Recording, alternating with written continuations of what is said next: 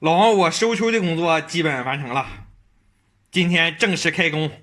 咱们先简简单单的修一个 TP 的860的小 AP，这是一个1202的，咱们之前也修过这个型号，但是之前那个是4.0版本的，这个是2.0版本的。你别小看这个4.0跟2.0，它们的内部结构是完全不一样啊。其实像这种小 AP， 老王我是不接的，但是无奈老铁的超能力太强大了。废话呢，咱们尽量少说，节省时间。这个网线上面现在有 PoE， 我们插上，我们看到这个指示灯呢，它也是亮的，但是有个问题啊，这个指示灯你看没看？哎，它闪一下。正常情况下，它启动的过程应该是有规律的闪灭闪灭，然后呢正式启动。但是我们看到它这个指示灯就是忽然间就闪一下，又继续常亮了，这肯定是不正常的。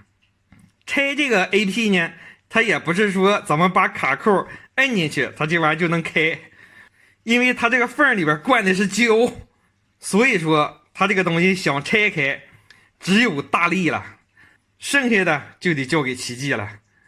接下来的画面我就不拍了，我怕这位老铁看着这个拆的过程有点心疼啊。稍等片刻，机器已经彻底分开了。我们看到它这个边上全是胶，用胶粘死的。所以说各位老铁如果有同型号的也想拆的话，你就大力就完了。根据它高台的表现呢，这个供电板应该是没有问题，因为它灯都能正常亮。问题应该是出在这个主板的上面。先把这些散热胶给它拿掉。我现在在主板上面把这个主供电线给它焊了出来，然后用12伏直接给它供电，情况依旧是一样。它这个指示灯常亮，然后呢就闪一下，然后继续常亮，启动不起来。这个工作电流明显也是不正常的，它不可能这么低呀。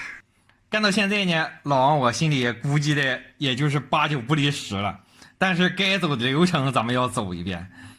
这个1.5伏这是正常的，稍高一点这不要紧。这个3.3这也是正常的，这个1.2 CPU 供电也是正常的，这个1.8伏也是没有问题。它这个小机器，如果老王我没猜错的话，应该是刷机的过程中死掉的。这个存储芯片里边的程序没有了，导致系统无法启动。现在我们把它拆掉，然后放到编程器上，把芯片里面16进制的程序用好的给它重新编辑一下，重新将其写入，再将其焊回去，通电。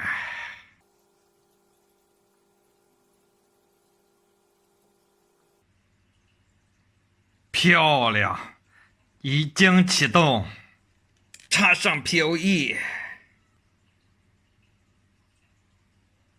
启动，上电脑，Web 界面也是没有问题， MAC 地址一致。我把无线名改成了老王， WiFi 连接一切正常， WiFi 信号也是杠杠的，数据传输自然没有问题，一切正常，上下切换也是相当的丝滑，没有问题。像这种故障大部分都是死在升级的路上，而且一死肯定不是死一个，老铁直接发过来2个。这个我也已经修好了，插上Web 界面依旧没有问题， MAC 地址也没有问题。不过这个指示灯，它这个指示灯有点暗呐，这都不是毛病。这个 WiFi 名我没有改，连接也是正常。